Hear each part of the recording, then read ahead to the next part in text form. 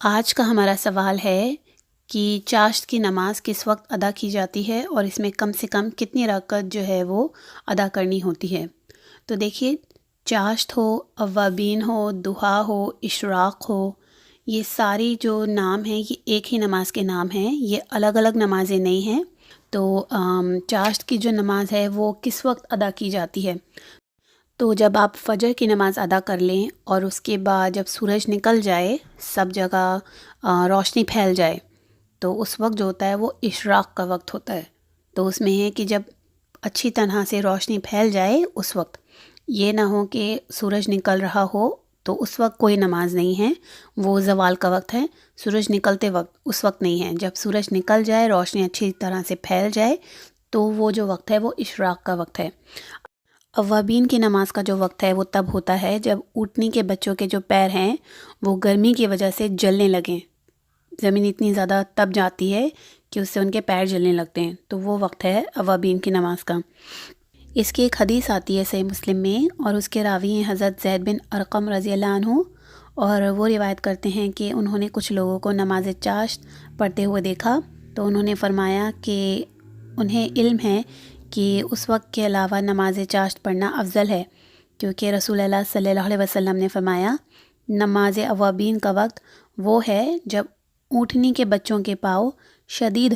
حرارت سے ریت کی گرم ہو جانے کی وجہ سے گرمی محسوس کرنے لگی، تو جب ان کے پیر تپنے لگتے ہیں تب ہوتا ہے اوابین کی نماز کا وقت، مغرب کی نماز کے بعد نہیں ہے۔ مجھے ایک سسٹر ملی تھیں اور وہ بتا رہی تھیں کہ وہ 20 سالوں سے چاشت کی نماز، اوابین کی نماز جو ہے وہ مغرب کے بعد پڑھ رہی تھیں۔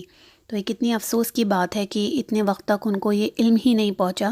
کہ چاشت کی نماز کا وقت مغرب کے بعد نہیں ہے۔ دوسری چیز اس میں یہ ہے کہ اس کو ہم کیوں ادا کرتے ہیں؟ تو اس کی حدیث جو ہے وہ ابو داؤد میں آتی ہے، اور اس کے راوی ہیں حضرت بریدہ رضی اللہ عنہ، اور وہ فرماتے ہیں کہ رسول اللہ صلی اللہ علیہ وسلم نے فرمایا کہ انسان میں 308 جوڑ ہیں اور ہر جوڑ کے بدلے صدقہ کرنا اس پر لازم ہے۔ تو صحابی نے عرض کیا کہ اللہ کے نبی، اتنی طاقت کون رکھتا ہے؟ تو آپ صلی اللہ علیہ وسلم نے فرمایا کہ مسجد سے بلغم کو ہٹانا صدقہ ہے، راستے سے کسی تکلیف کو دور کر دینا صدقہ ہے،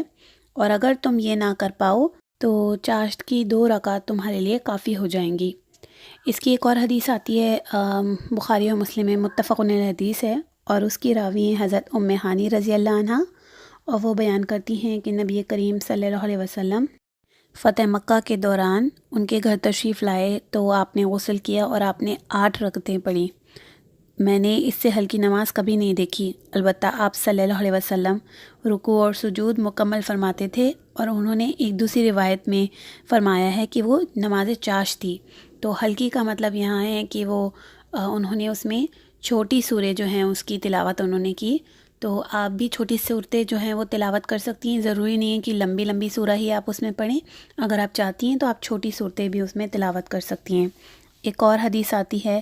صحیح مسلم میں، اور اس میں راوی بیان کرتی ہیں کہ انہوں نے حضرت عائشہ رضی اللہ عنہا سے پوچھا کہ اللہ کے رسول صلی اللہ علیہ وسلم چاشت کی کتنی رکعتیں پڑھتے تھے؟ تو انہوں نے فرمایا کہ 4 رکعتیں پڑھتے تھے، اور جس قدر اللہ چاہتا بڑھا دیتے تھے۔